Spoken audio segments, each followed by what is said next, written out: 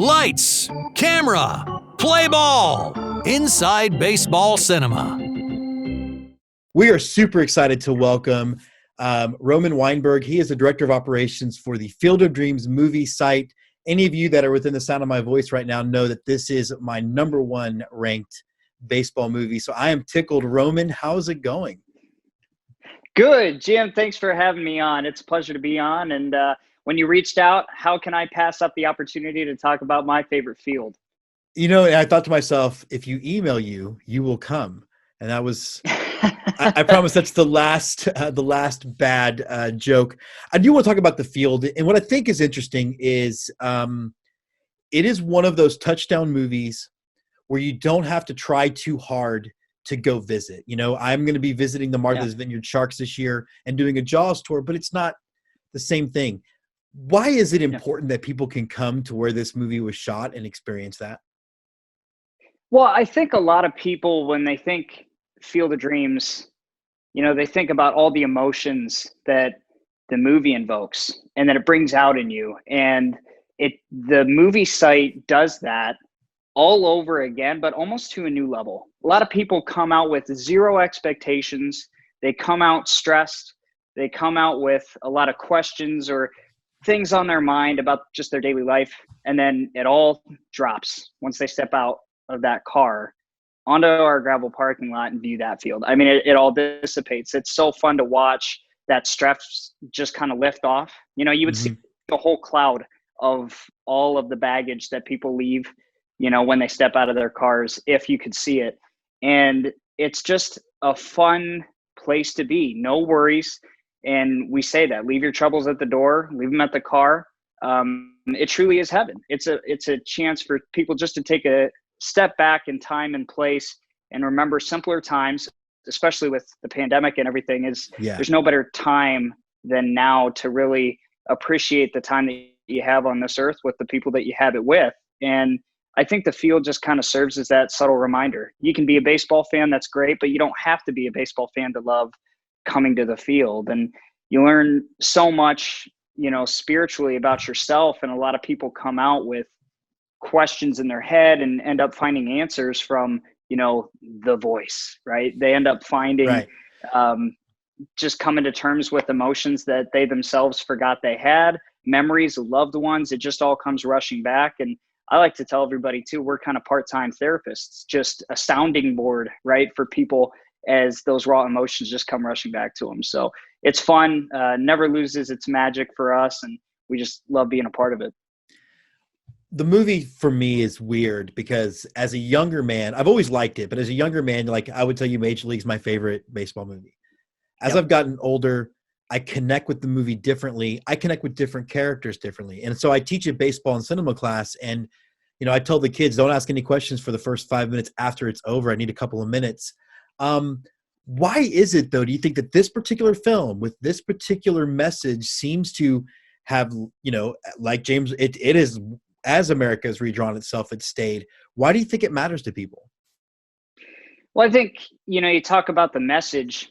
I think there's just so many morals to the story and so many lessons to be extracted from it. So it appeals to all walks of life.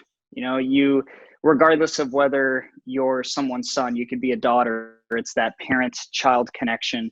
And it doesn't specifically relate to baseball fans. You know, it's just fans of redemption and, you know, pursuing your dreams. And it's inspired everyone from a cancer patient to, you know, inspire them to get that last round of chemo to an entrepreneur starting up their own small business. You can take this and apply it to pretty much whatever you want to in your life. And I think that's the beauty of it.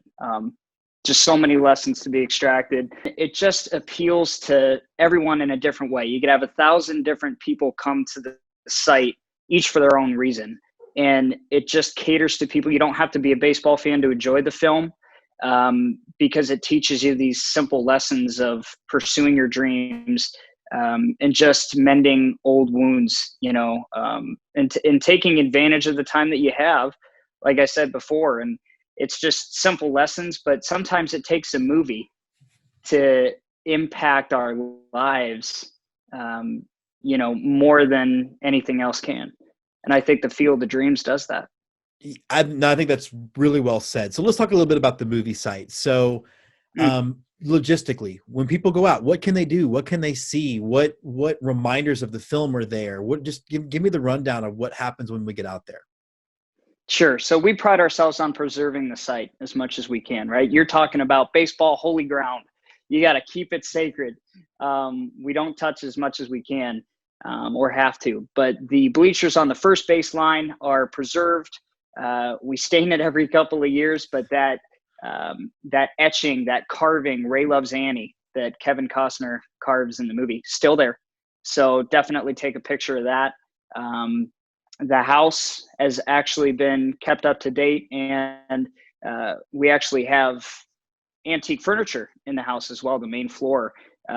Our intern staff a couple of years ago actually did weeks of research tracking down furniture that looked very similar to the authentic furniture in the film. And we kind of went back, remodeled. So it basically is like stepping back in time in the Kinsella home. So you can tour the inside of the house now, 30-minute guided tours. Incredible. Our tour guide staff does a great job, very enthusiastic and knowledgeable about the site. They could be there all day, but we tell them to consolidate it into 30-minute nuggets. The field you can actually rent out. Fans ask all the time, and they're shocked by the answer. You can rent the Field of Dreams out for yourself in the evening from 6 to 10, or you can stay overnight as well. And the entire second floor of the house has been remodeled. So 3 bedrooms, and we can accommodate guests up to 7. So it's a pretty magical experience just to live like they can sell us for a night. You talked about what this place means to people. What were some of the cool moments you witnessed or seen just when people come to this place and kind of, as James Earl Jones says, dip themselves in magic waters? Oh man, that's a hard one. There are a lot that come to mind, but I would say one in particular.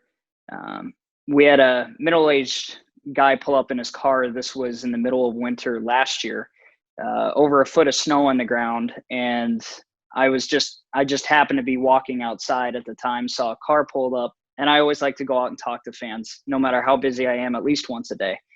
And doesn't matter the time of year. And I went out and I talked to him, and a woman was with him in the car. It was his mother, and they were both just kind of looking at the field longingly with tears in their eyes.